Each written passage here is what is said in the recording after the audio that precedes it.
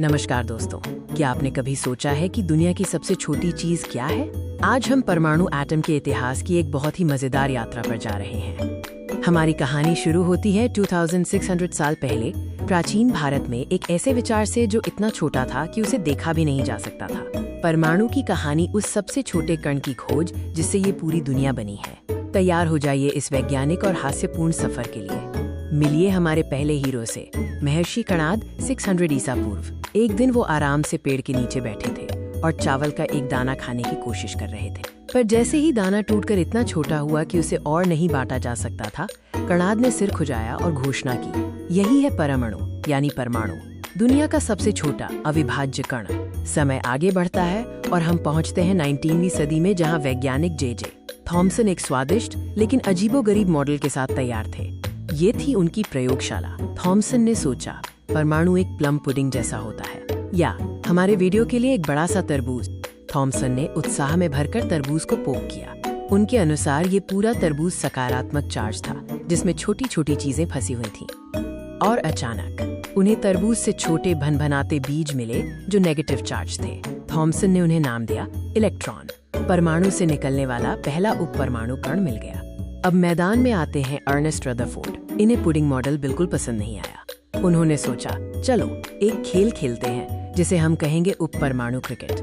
उन्होंने सोने की पन्नी गोल्ड फॉयल को विकेट बनाया और उस पर जोर से अल्फा गेंदों की बौछार कर दी।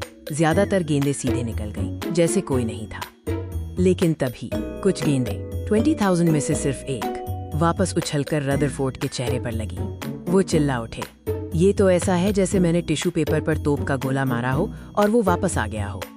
इस झटके से रदरफोर्ड ने खोजा कि परमाणु के केंद्र में एक बहुत छोटा लेकिन बेहद भारी और पॉजिटिव चार्ज वाला नाभिक न्यूक्लियस होता है। इसी नाभिक के अंदर रहते हैं प्रोटॉन। परमाणु अभी भी अधूरा था। प्रोटॉन और इलेक्ट्रॉन तो थे, लेकिन हिसाब बराबर नहीं हो रहा था। तभी एंट्री होती है जासूस जेम्स चैडविक की। चैडविक ने अपनी मैग्नीफाइंग ग्लास उठाई और नाभिक के चारों ओर एक रहस्यमय अदृश्य कण की तलाश शुरू कर दी।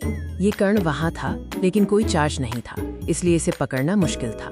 वो जानता था कि प्रोटॉन के बगल में कोई है जिसके पास वजन तो है, लेकिन आवाज चार्ज नहीं है। एक ऐसा पार्टनर जो शांति से अपना काम करता है। और आखिरकार चैडविक ने उसे पकड़ लिया। वो था न्यूट्रॉन माइनस, एक ऐसा कण जिसके पास द्रव्यमान मास था, लेकिन कोई इलेक्ट्रिक चार्ज नहीं। ये प्रोटॉन का चुप रहने वाला साथी था। और इस तरह हजारों सालों की खोज के बाद हमें मिला हमारा आधुनिक परमाणु। प्रोटॉन और न्यूट्रॉन केंद्र में और इलेक्ट्रॉन उनके चारों ओर चक्कर लगाते हुए। वो चावल का दाना, तरबूज की पुडिंग, क्रिकेट की गेंदें, इन सभी मजेदार विचारों ने हमें इस ब्रह्मांड के सबसे बुनियादी निर्माण खंड को समझने में मदद की। तो दोस्तों, ये रहा परमाणु के इतिहास का एक छोटा सा लेकिन मजेदार सफर। विज्ञान और हास्य का मिश्रण कैसा लगा? अगली बार मिलेंगे, तब तक के लिए अलविदा।